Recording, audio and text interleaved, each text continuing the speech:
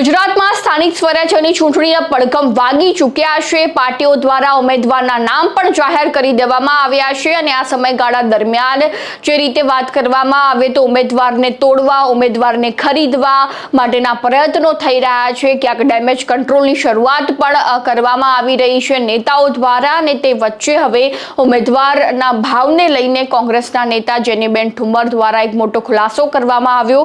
તે જ અંગે વાત કરીશું આજે આ વિડીયોમાં। નમસ્કાર, સ્વાગત છે આપનું ક્રાંતિ માર્ગમાં અને હું છું મક્ષુ ઠક્કર આપની સાથે।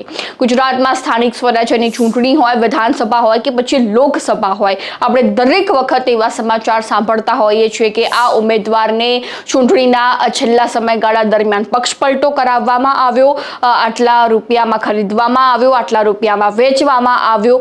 અનેક જે છે તે ગંદી રાજનીતિ આ ચૂંટણીના સમયગાળા દરમિયાન આપણને જોવા મળતી હોય છે અને તે વચ્ચે જ કોંગ્રેસ નેતા જેનીબેન ઠુમ્મર દ્વારા જે પોસ્ટ કરવામાં આવી સોશિયલ મીડિયામાં તેને લઈને ચારે બાજુ ખળભળાટ મચી ગયો છે, જેમાં તેઓ કહી રહ્યા છે કે મહાનગરપાલિકાના ઉમેદવારના ભાવ 30 થી 60 લાખ રૂપિયા છે। આ પોસ્ટ હાલમાં સોશિયલ મીડિયામાં ચારે બાજુ વાયરલ થઈ રહી છે, જે ગંદી રાજનીતિને ખુલ્લું પાડવાનું કામ કરી રહી છે। ત્યારબાદ જિલ્લા પંચાયત ઉમેદવારના ભાવ 15 થી 25 લાખ રૂપિયા છે, જ્યારે તાલુકા પંચાયત ઉમેદવારના ભાવ 2 થી 5 લાખ રૂપિયા, નગરપાલિકા ઉમેદવારના ભાવ પણ 2 થી 5 લાખ રૂપિયા જોવા મળી રહ્યા છે।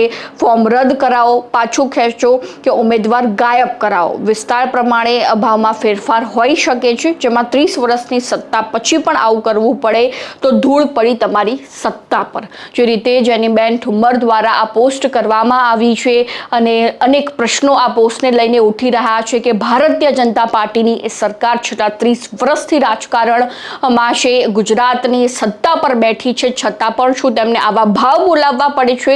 શું તેમને ફોર્મ રદ કરવા માટે, ઉમેદવારને ગાયબ કરવા માટે આ રીતની ગંદી રાજનીતિ કરવી પડે છે? આપણે ચૂંટણીમાં જોતા હોઈએ છીએ કે છેલ્લી કક્ષા ઉમેદવાર ફોર્મ પાછું ખેંચી લેતું હોય છે, ક્યાંક ઉમેદવાર ગાયબ પણ થઈ જતું હોય છે અને આ જ બેઠક આપણે લોકસભા દરમિયાન જે સુરતની બેઠક છે તેમાં આપણે જોયું હતું કે છેલ્લા સમયગાળા દરમિયાન જે છે તે રાજકારણ રમવામાં આવ્યું અને છેલ્લે એ સુરત બેઠક બિનહરીફ જાહેર કરી દેવામાં આવી। ઘણા સમય દરમિયાન પણ ઉમેદવાર પર જે છે તે ઘણું એવું પ્રેશર કરવામાં આવતું હોય છે કે કોઈ પણ ભોગે એ ઉમેદવાર તેની પાસે કોઈ વિકલ્પ નથી હોતો અને તેને પક્ષપલટો કરવો પડે અથવા તો તેને ફોર્મ પાછું ખેંચી લેવું પડતું હોય છે અને જો આટલા લાંબા સમયથી સત્તામાં રહ્યા બાદ પણ આવું કરવું પડે તો લોકોએ જ ખરેખર પ્રશ્ન ઉઠાવવો જોઈએ કે તમે આવી ગંદી રાજનીતિ કેમ કરી રહ્યા છો। તો આ મુદ્દા અંગે તમારું શું કહેવું છે એ પણ અમારા કોમેન્ટ બોક્સમાં જણાવી દેજો અને ખાસ ક્રાંતિ માર્ગને સબસ્ક્રાઇબ કરવાનું ભૂલતા નહીં।